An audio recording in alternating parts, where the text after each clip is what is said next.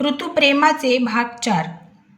कोकणच्या त्या छोट्याशा कौलारू घरातून सुरू झालेला समर, ईशा आणि सुलोचनाबाईंचा हा प्रवास आता एका नवीन वळणावर येऊन पोहोचला होता. 4 महिन्यांच्या असह्य विरहानंतर आणि सुलोचनाबाईंच्या मनपूर्वक पश्चातापानंतर अखेर ईशाने मुंबईला परत जाण्यास होकार दिला होता.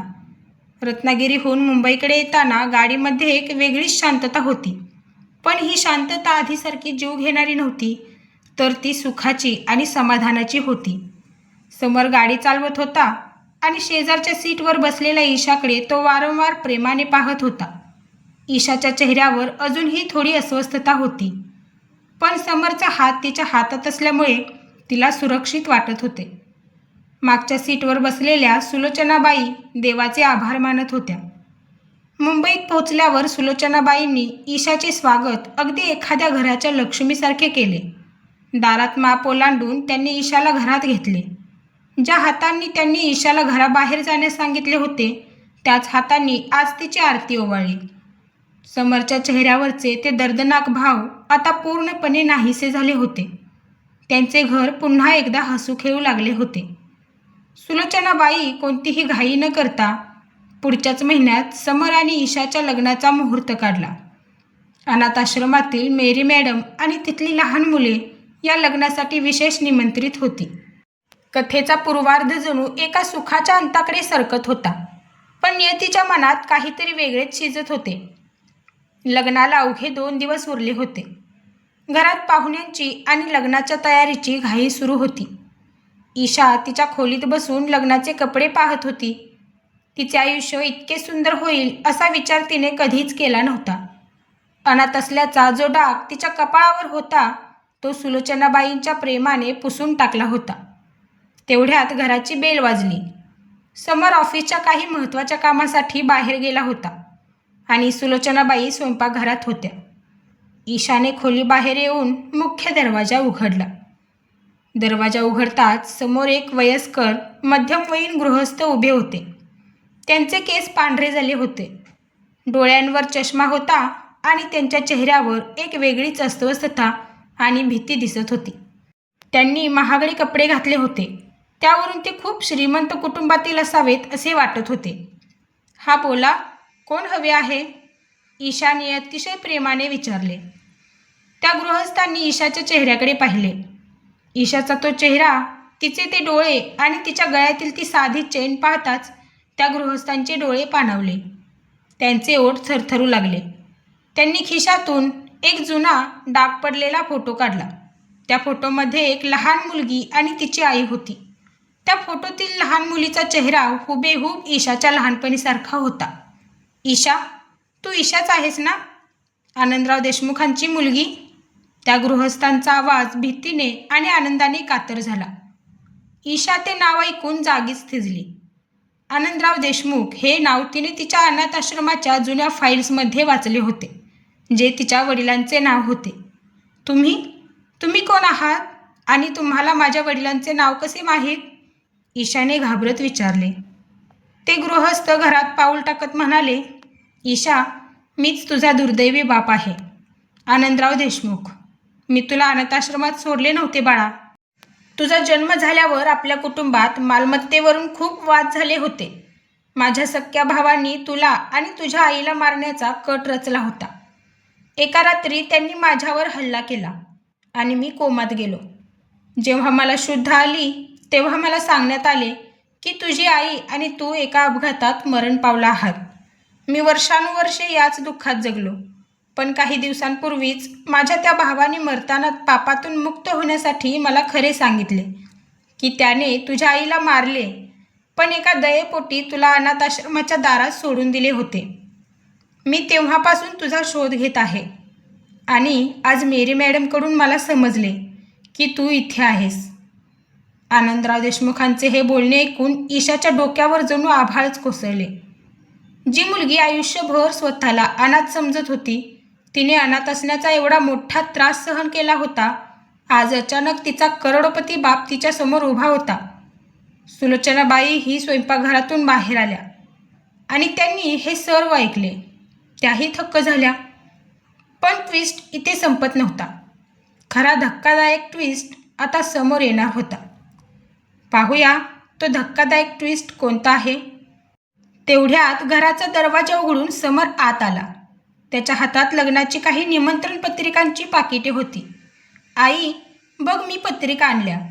समरचे बोलणे अर्धवटच राहिले, कारण त्याचे लक्ष घरात उभे असलेल्या आनंदराव देशमुखांकडे गेले. आनंदराव देशमुखांनी मागे वळून समरकडे पाहिले.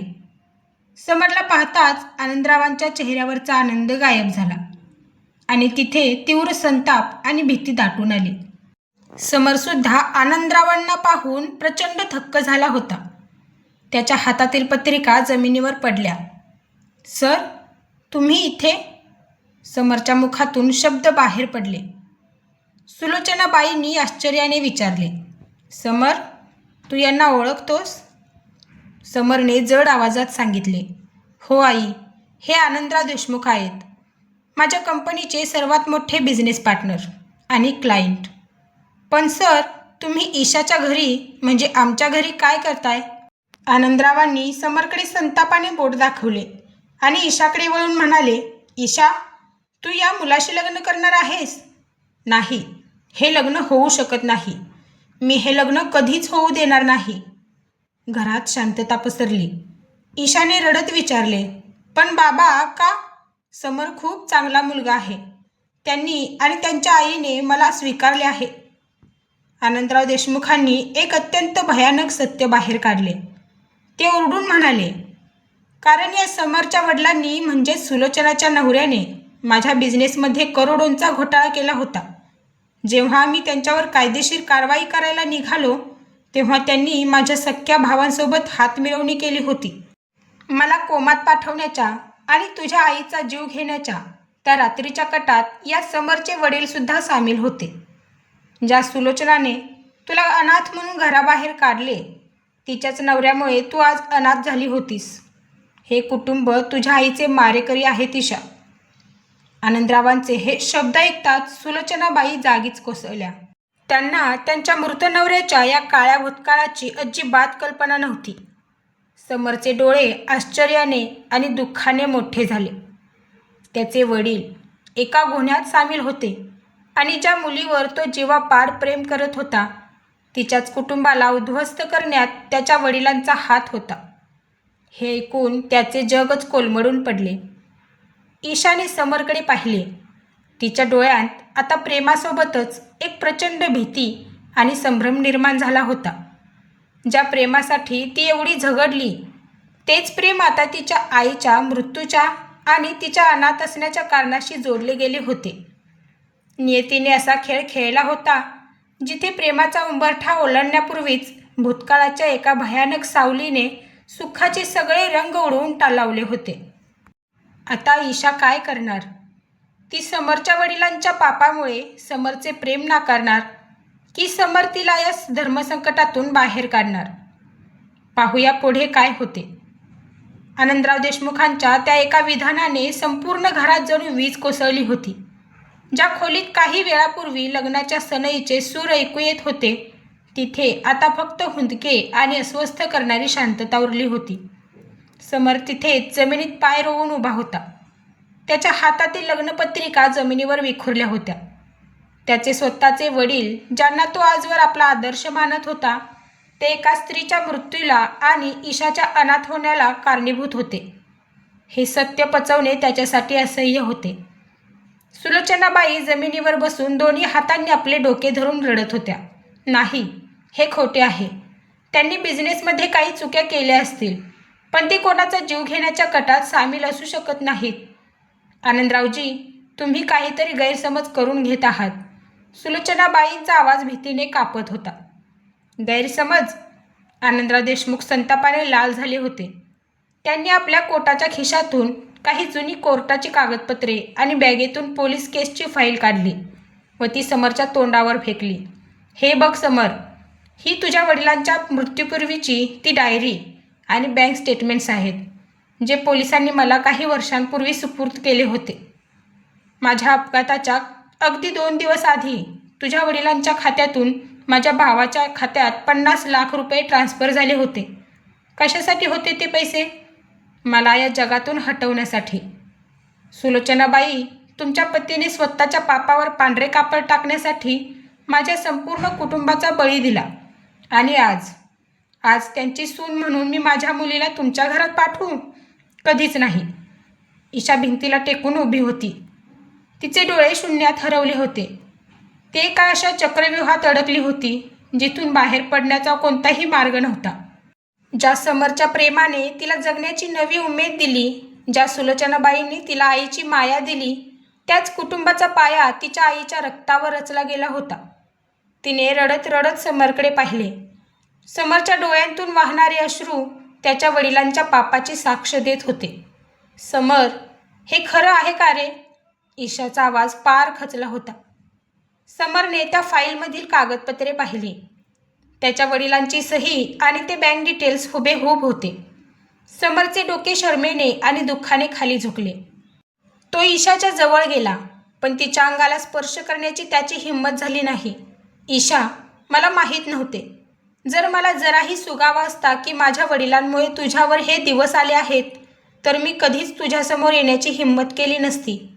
मी आज तुझ्या गुन्हेगाराचा मुलगा म्हणून उभा आहे. मला माफ कर ईशा, मला माफ कर. समर गुडघ्यावर बसला आणि लहान मुलासारखा रडू लागला.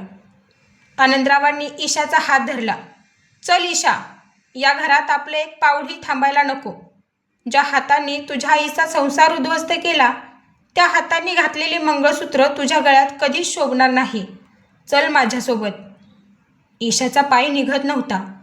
तिचे समरवर जीवापाड प्रेम होते. समरचा यात काहीच दोष नव्हता, तो तर निष्पाप होता. पण दुसऱ्या बाजूला तिच्या मृत आईचा चेहरा आणि वडिलांचा वर्षानुवर्षे सोसलेला विरह उभा होता. एका बाजूला प्रेम होते आणि दुसऱ्या बाजूला कर्तव्य. ईशाने रडत रडत सुलोचनाबाईंकडे आणि नंतर समरकडे पाहिले. मला माफ कर समर, मी माझ्या आईच्या आत्म्याला दुखावून हा संसार नाही करू शकत. बाबा म्हणतात ते बरोबर आहे. आपल्या नशिबात एकत्र येणे लिहिलेच नाही.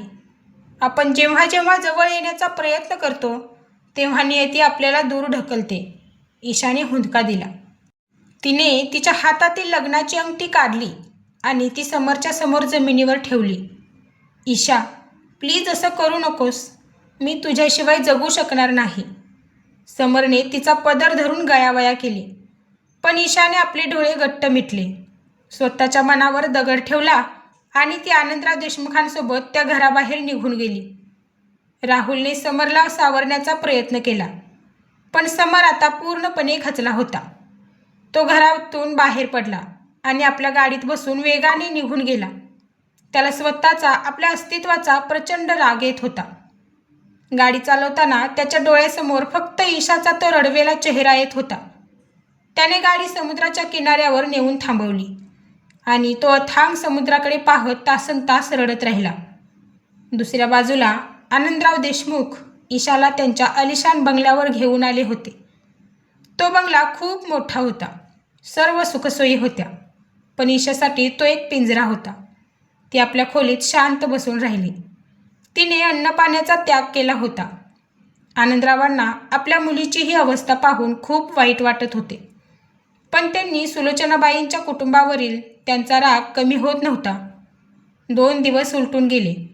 समर आणि ईशा दोघांचीही अवस्था दयनीय झाली होती. तेवढ्यात सुलोचनाबाईंनी एक मोठा निर्णय घेतला. त्यांना समजले होते की जोपर्यंत या पापातून पापमुक्ती होत नाही, तोपर्यंत त्यांच्या मुलाला त्याचे प्रेम मिळणार नाही. सुलोचनाबाई थेट आनंदराव देशमुखांच्या बंगल्यावर पोहोचल्या. आनंदरावांनी त्यांना दारातच अडवले. तुम्ही पुन्हा इथे का आला? माझ्या मुलीला अजून किती त्रास द्यायचा आहे? सुलोचनाबाईंनी हात जोडले. आनंदरावजी, मी इथे माझ्या मुलासाठी भीक मागायला आलेली आहे.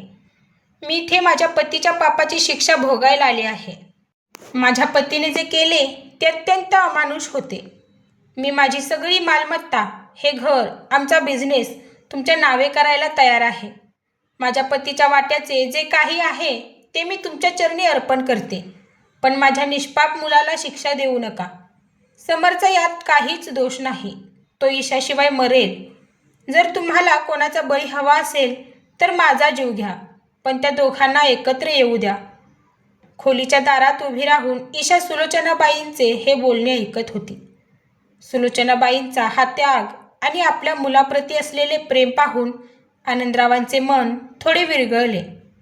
त्यांना जाणीव झाली की सुलोचनाबाई आणि समर हे त्या कटात सामील नव्हते.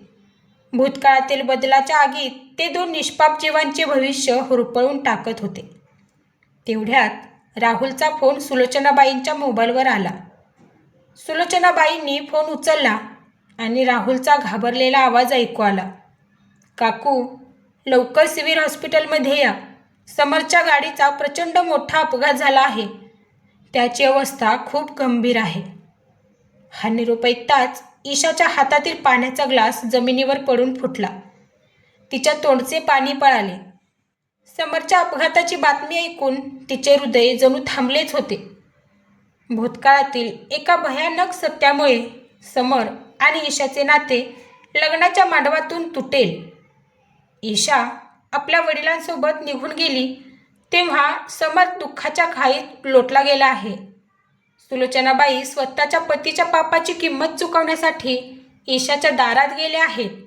पण तेवढ्यात आला आहे समरच्या जीवघेण्या अपघाताचा फोन. काय समर या अपघातातून वाचू शकेल? ईशा आपल्या प्रेमासाठी धावून जाईल का? हे सर्व जाणून घेण्यासाठी पुढील भाग नक्की बघा. भेटूया पुढील भागात. धन्यवाद.